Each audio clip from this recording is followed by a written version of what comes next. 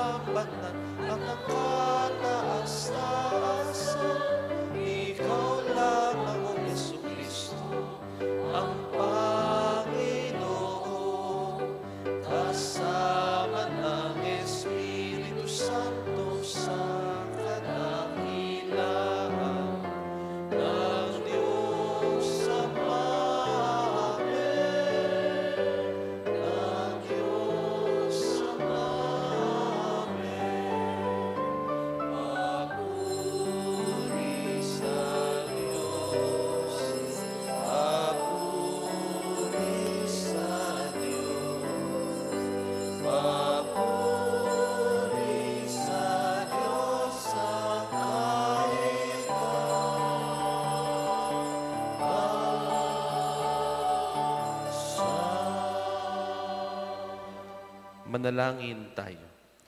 Ama namin makapangyarihan, minarapat mong mahayag ang iyong kadakilaan sa pagsilang ng mahal na Birhen para sa sanlibutan. Ang dakilang misteryong ito ng pagkakatawang tao ng anak mo ay mapagukulan nawa namin ng lubos na pananalig at maipagdiwang namin na may di nagmamaliw na pag-ibig sa pamamagitan niya kasama ng Espiritu Santo magpasawalang hanggan. Amen.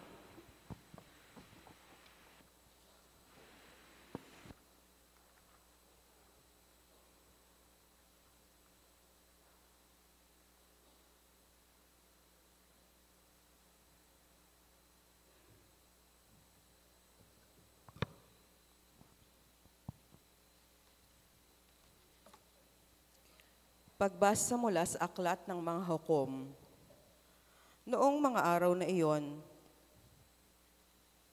sa bayan ng Sora ay may isang lalaking Manoa ang pangalan, kabilang sa lipi ni Dan. Ang asawa niya ay hindi magkaanak.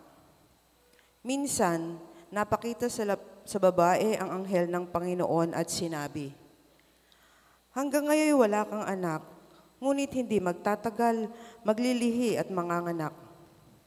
Mula ngayon ay huwag kang iinom ng anumang uri ng alak, ni titikim ng anumang bawal na pagkain. Kung maipanganak mo na siya, huwag mong papuputulan ng buhok, pagkat mula pa sa kanyang pagsilang ay itatalaga na siya sa Diyos. Siya ang magsisimulang magligtas sa Israel mula sa mga Pilisteo." Ang babae lumapit sa kanyang asawa at kanyang sinabi, "Napakita sa akin ng isang propeta ng Diyos, parang anghel, kinikilabutan ako. Hindi ko tinanong kung taga saan siya at hindi naman niya sinabi kung sino siya. Huwag daw akong iinom ng alak, ni titikim ng anumang bawal na pagkain, pagkat ang sanggol na isisilang ko'y itatalaga sa Diyos." Dumating ang araw at nanganak ang asawa ni Manoa. Lalaki ang sanggol at pinangalanan nilang Samson. Lumaki ang bata na patuloy na pinagpapala ng Panginoon. Ang Espiritu ng Panginoon ay lumukob kay Samson. Ang salita ng Diyos. Salamat sa Diyos. Lagi kong papupurihan ang iyong kapangyarihan. Lagi kong papupurihan ang iyong kapangyarihan. Ikaw nawa ang muog ko at ligtas na kakanlungan, matatag na kublihan ko at matibay na sanggalang. Sa lahat ng masasama, O Diyos, ako'y ipaglaban. Lagi kong papupurihan ang inyong kapangyarihan. Panginoon, sa iyo ko inilagak ang pag-asa. Maliit pang bata ako, sa iyo'y may tiwala na. Sa simula at mula pa, wala akong inaasahang mag-iingat sa sarili, kundi tanging ikaw lamang. Lagi kong papupurihan ang iyong kapangyarihan. Pagkat ikaw, Panginoon, ay malakas at dakila, ang taglay mong katangi ay ihahayag ko sa madla. Sa pulpa sa pagkabata, ako'y iyong tinuruan. Hanggang ngayon isinasambit ang gawa mong hinangaan. Lagi kong papupurihan ang iyong kapangyarihan. Parangalan po natin ang mabuting balita.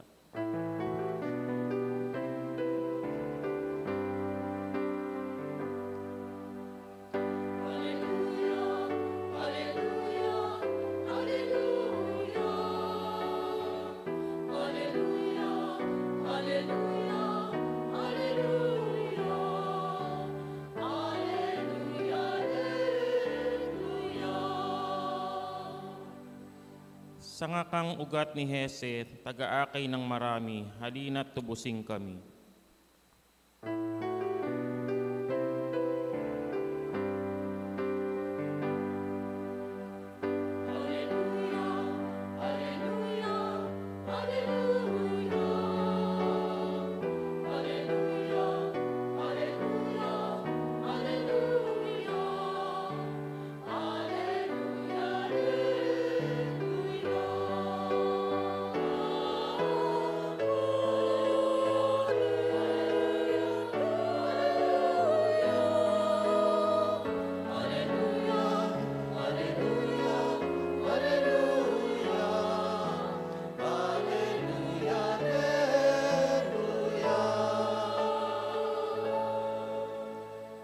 Sumainyo ang Panginoon. at sumainyo rin. Ang mabuting balita ng Panginoon ayon kay San Lucas. Papuri sa iyo, Panginoon.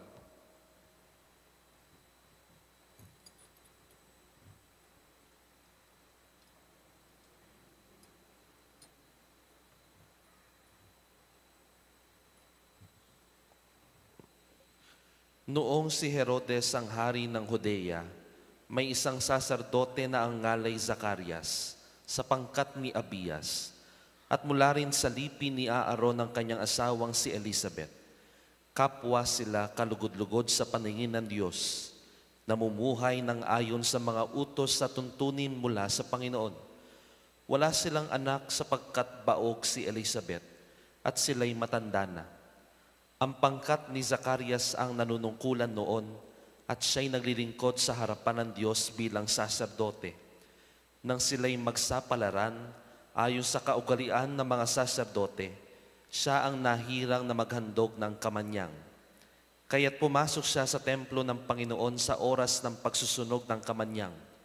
Samantalang nagkakatipon sa labas ang mga tao at nananalangin, walang ano-ano'y nagpakita sa kanya ang isang anghel ng Panginoon, nakatayo sa gawing kanan ng damba ng sunugan ng kamanyang. Nagulat si Zacarias at sinidlan na matinding takot na makita ang anghel. Ngunit sinabi nito sa kanya, "Huwag kang matakot, Zacarias. Dininig ng Diyos ang panalangin mo. Kayo ni Elizabeth ay magkakaanak ng isang lalaki, at Juan ang ipapangalan mo sa kanya. Ikaw ay matutuwa at magiging maligaya, at marami ang magagalak sa kanyang pagsilang, sapagkat siya'y magiging dakila sa paningin ng Panginoon. Hindi siya iinom ng alak o anumang inuming nakalalasing. Sa sinapupunan pa lamang ng kanyang ina, mapupuspos na siya ng Espiritu Santo. Marami sa mga anak ng Israel ang panunumbalikin niya sa kanilang Panginoon Diyos. Mauuna siya sa Panginoon. Taglay ang espiritu at kapangyarihan ni Elias upang pagkasunduin ang mga ama at mga anak at panumbalikin sa daan na matuwid ang mga suwail. Sa gayon, ipaghahanda niya ng isang bayan ang Panginoon." Sinabi ni Zacarias sa anghel, "Paano ko po matitiyak na mangyayari ito, sapagkat ako'y napakatanda na at gayon din ang aking asawa?" Sumagot ang anghel, "Ako si Gabriel na naglilingkod sa harapan ng Diyos.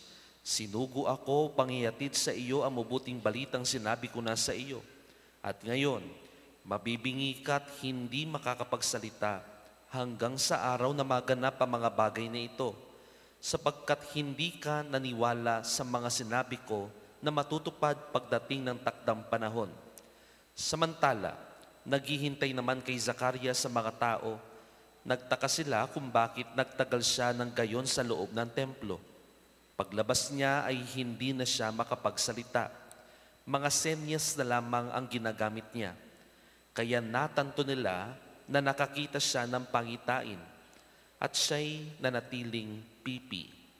Nang matapos na ang panahon ng kanyang paglilingkod, ay umuwi na siya. Hindi nga nagtagal at naglihi si Elizabeth at hindi ito umalis ng bahay sa loob ng 5 buwan. "Ngayoy nilingap ako ng Panginoon," wika ni Elizabeth. "Ginawa niya ito upang alisin ang aking kadustaan sa harapan ng mga tao." Mga kapatid, ang mabuting balita ng Panginoon. Pinupuri ka namin, Panginoong Hesukristo.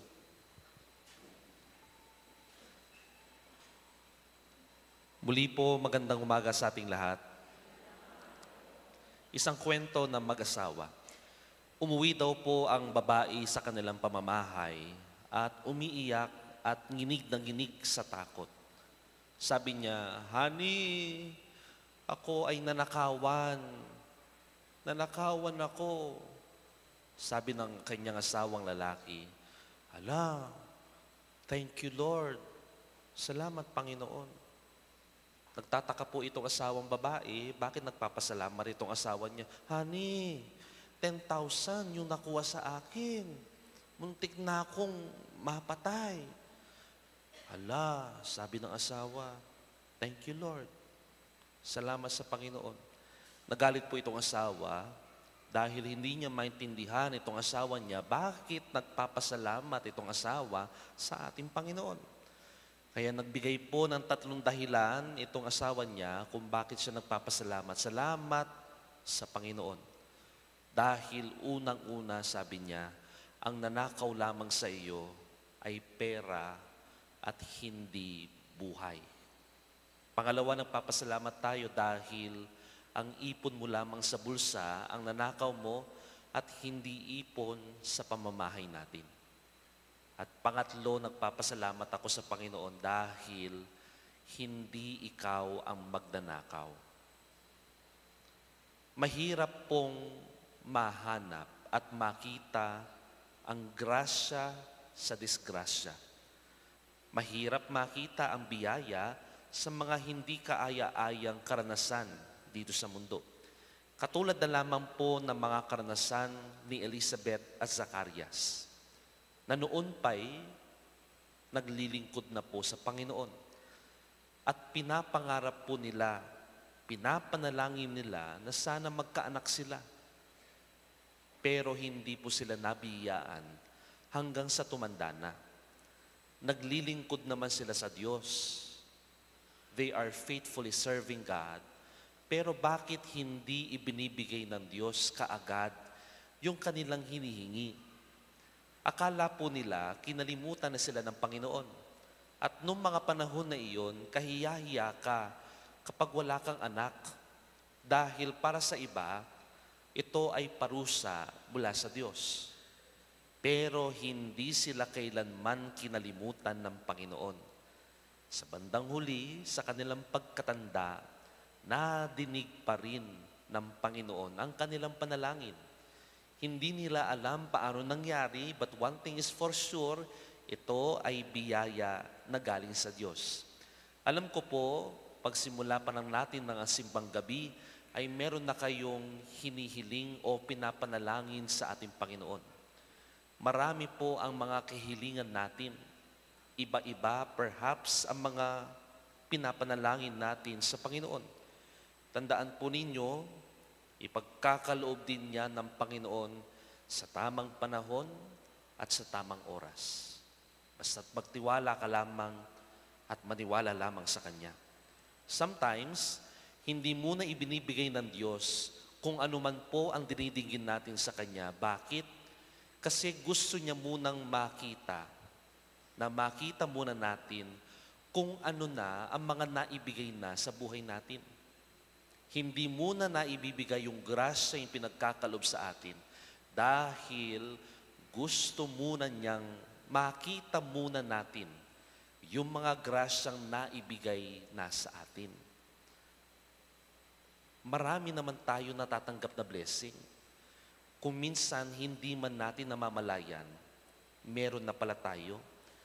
Kaya nga po, wala ka man na isang magarbong bahay o isang malaking lupain, malawak na lupain, baka meron ka naman na isang pamilyang mapagmahal. At yun ay pwede nang ipagpasalamat sa Diyos na hindi mo man nakikita kung minsan. Wala ka man isang magarbong sasakyan, pero meron ka naman mga kaibigan na mapupuntahan. At yun ay pwede mo na ipagpasalamat sa Diyos. Wala ka man mga 1,000,000 o mga malalaking mga ari-arian at maraming mga ari-arian, baka naman tignan mo rin ang iyong sarili. Hindi mo naman kinakailangan pumunta ng doktor dahil alam mong healthy ka. At yun ay ipagpasalamatan natin sa Diyos. Yun ay biyaya na mula sa Diyos. Always remember, God never ignores a prayer. Ang lahat ng panalangin natin ay natatandaan ng Panginoon. Gaano man ito kaliit o kalaki, alam ng Panginoon ang lahat ng ating panalangin. If we get disappointed to God, it is not our fault. It is not God's fault, but it is our fault. Hindi kasalanan ng Panginoon yan, kundi kasalanan na natin. Kaya nga po sa mga ibinibigay niya, kailangan lamang natin buksan ang ating mga mata. Kaya mas mainam kapag tayo ay nananalangin Lagi niyong idadagdag sa mga panalangin po ninyo, in the end, Lord, not my will, but your will be done. Hindi ang kagustuhan ko, kundi ang kagustuhan mo ang siyang manaig sa buhay ko. Dahil alam ng Diyos kung ano ang makakabuti sa kanyang mga anak. Kaya nga po, kuminsan, hindi ka pumapasa sa mga exam, sa board exam man yan, hindi ka pa pumasa this year, o kaya naman hindi pa ipinagkakalob sa iyo ano man ang kahilingan mo na yumaman ka, hindi pa ibinibigay ng Diyos sa iyo dahil alam niya kung ano ang makakabuti sa atin. Marahil, baka hindi ka po pumasa ng board exam dahil gusto niya mag-review ka pa. O kaya may mga dahilan pa na kailangan maging handa ka pa kapag ikaw ay pumasa na. At gayon din, ayaw pa ng Diyos na humawak ka pa ng mga malalaking halaga dahil gusto niya pa unti-unti ibinibigay niya ito nang sa gayon ay namamanage natin ang ating pera. Maraming dahilan kung bakit hindi ito'y pinagkakalob sa atin. But one thing is for sure, sa ikabubuti natin lahat ng ginagawa ng Diyos. Tandaan, kung para sa iyo talaga iyan, walang makakakuha niyan. Kung para sa iyo yan, ibibigay at ibibigay ng Diyos yan. Sa tamang panahon at sa tamang oras. Basta't magtiwala at manalig lamang tayo sa Kanya. Amen. Magsitayo po tayong lahat. Puspos ng tiwala sa kalinga ng Diyos, dumulog tayo at ilahad sa Kanya ang ating mga kahilingan. Panginoon, nananalig kami sa iyo. Panginoon, nananalig kami sa iyo.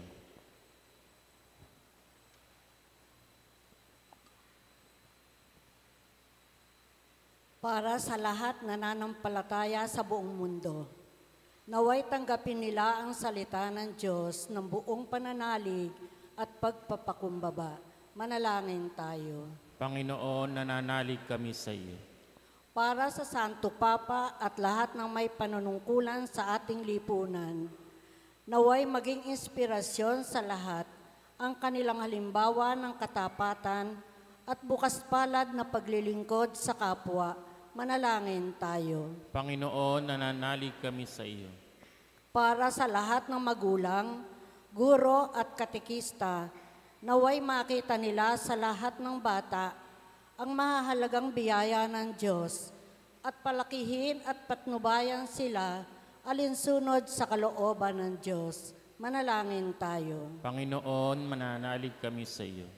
Para sa mga matatanda, sa ating mga kamag-anakan at pamayanan, naway patuloy silang maghandog ng katalinuhan at panalangin at kailanman ay di mag-alinlangan sa tanging pagmamahal sa kanila ng Diyos. Manalangin tayo. Panginoon, nananalig kami sa iyo.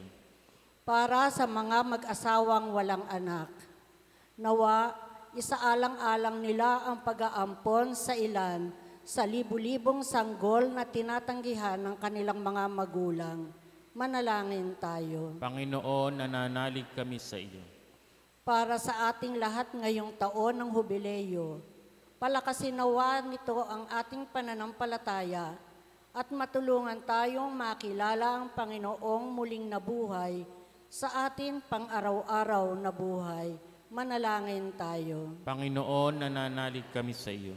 Sa katahimikan, idulog po natin ang ating mga personal na kahilingan sa ating Panginoon.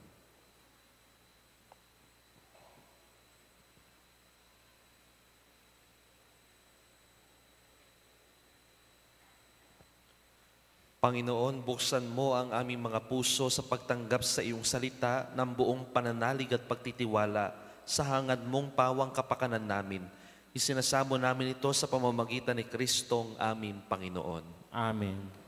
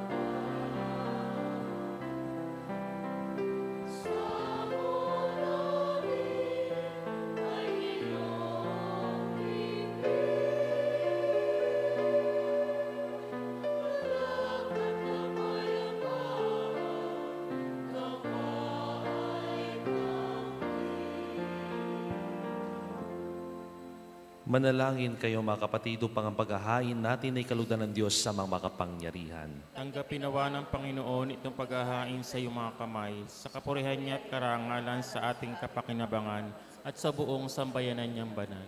Ama naming lumikha, tunghayan mo ang mga nakahain sa dambana.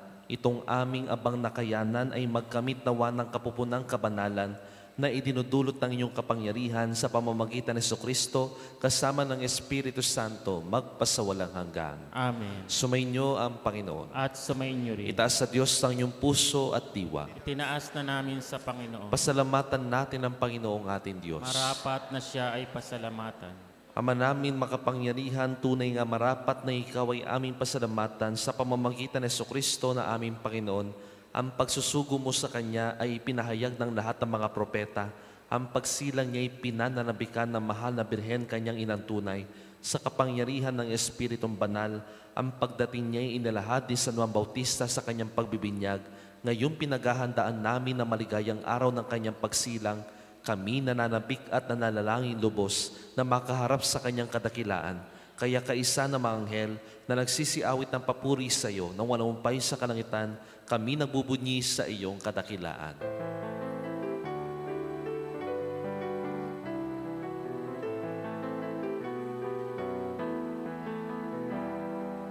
Santo, Santo, Santo, Panginoon Diyos, napupuno ang langit at lupa ng kadakilaan mo. Hosana, Hosana, Hosana sa kaitaasan. Hosana, Hosana, Hosana sa kaitaasan. Pinagpalang naparirito sa ngalan ng Panginoon. Hosana, Hosana, Hosana sa kaitaasan. Hosana, Hosana, Hosana sa kaitaasan.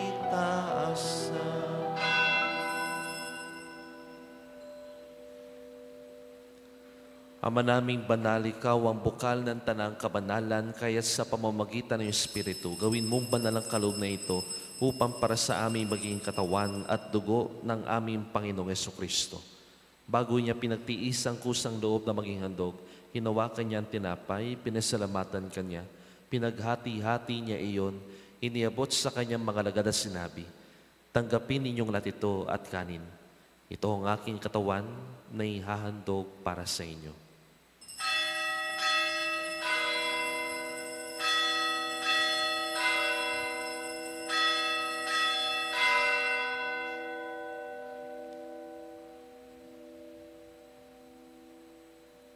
Gayon din naman na matapos ng hapunan, hinawakan niya ang kalis, muli kanyang pinasalamatan. Iniabot niya ang kalis sa kanyang mga alagad at sinabi, tanggapin ninyong lahat ito at inumin. Ito ang kalis ng aking dugo ng bago at walang hanggang tipan. Ang aking dugo na ibubuhos para sa inyo at para sa lahat, sa kapagpapatawad ng mga kasalanan. Gawin ninyo ito sa pag-alala sa akin.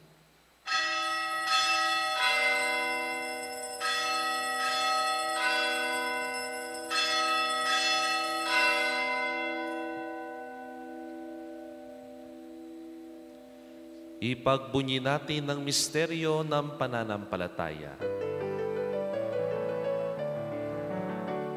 Si Kristo ay gumitahin, sarili ay inihain, bilang pagkain inumin, pinagsasaluhan natin, hanggang sa siya'y dumating, hanggang sa siya'y dumating.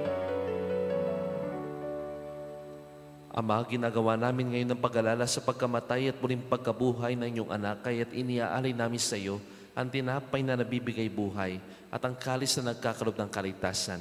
Kami nagpapasalamat dahil kami minarapat at tumayo sa harap mo para maglingkod sa iyo.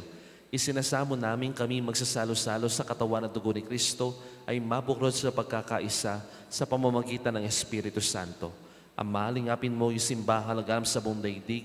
Puspusin mo kami sa pag-ibig kaisa ni Francisco, naming Papa, ni Florentino, naming Arsobispo, lahat ng obispo, pari, diakono, madre, religyoso, mga seminarista at lahat ng pinagtitipon mo ngayong umagang ito. Alalahanin mo rin ang mga kapatid namin na himlain na may pag-asa sila'y muli mabubuhay, gayon din ang lahat ng mga pumanaw. Kaawan mo sila patuloyin sa iyong kaliwanagan, kaawan mo pagkitapatin kaming lahat na makasalo sa iyong buhay na walang wakas, kaisa ng mahal na Birhen Maria, ang ina ng Diyos, kaisa ng mga apostol at ng lahat ng mga banal na namuhay dito sa daigdig ng kalugod-lugod sa iyo. May pagdiwang nawa namin na papupuri sa ikararangal mo sa pamamagitan ng iyong anak na aming Panginoong Hesukristo. Sa pamamagitan ni Kristo, kasama niya sa Kanya, ang lahat ng parangal at papuri ay sa iyo, Diyos Ama, makapangyarihan, kasama ng Espiritu Santo, magpasawalang hanggan.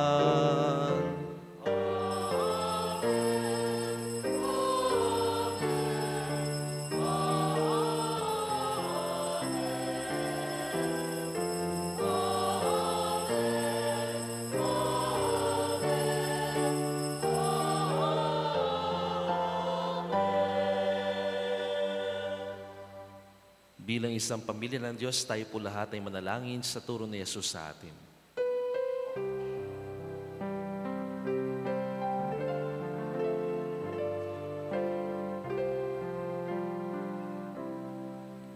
Ama namin, sumasalangit ka, sambahin ang ngalan mo.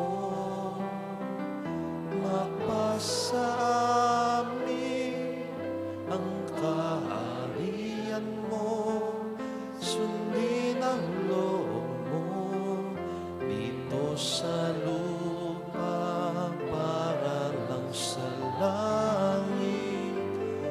Bigyan mo kami ngayon ng aming kakanin sa araw-araw, at patawarin mo kami sa aming mga sala, para lang pagpapatawad namin sa nagkakasala sa amin, at huwag mo kami ipahintulot sa tukso, at iadya mo kami sa lahat ng masama.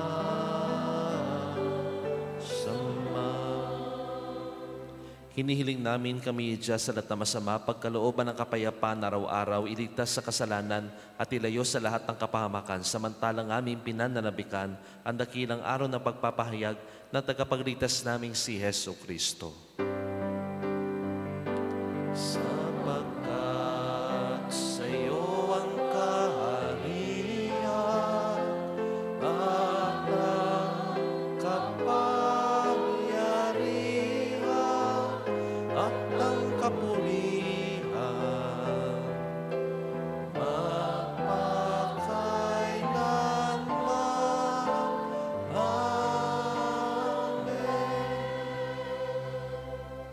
Panginoong Yesukristo, sinabi mo sa iyong mga apostol, kapayapaan na iniwan ko sa inyo, ang aking kapayapaan ay binibigay ko sa inyo. Tunghayan mo ang aming pananampalataya, tuwag ang aming pagkakasala. Pagkalooban mo kami ng kapayapaan, pagkakaisa ayos sa iyong kalooban, kasama ng Espiritu Santo, magpasawalang hanggan. Amen. Ang kapayapaan ng Panginoon ay laging sumainyo. At sumainyo rin. Magbigayin po tayo ng kapayapaan sa bawat isa. Peace be with you.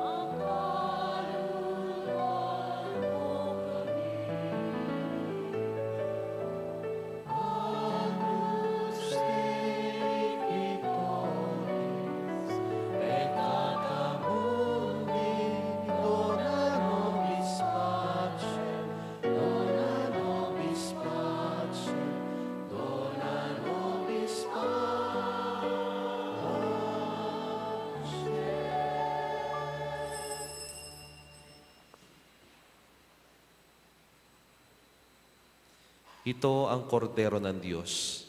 Ito nag-alis ng mga kasalanan sa libutan. Mapalad tayong mga inanyayahan sa kanyang banal na piging. Panginoon, hindi ako karapat-dapat na magpatuloy sa iyo, ngunit sa isang salita mo lamang ay gagaling na ako.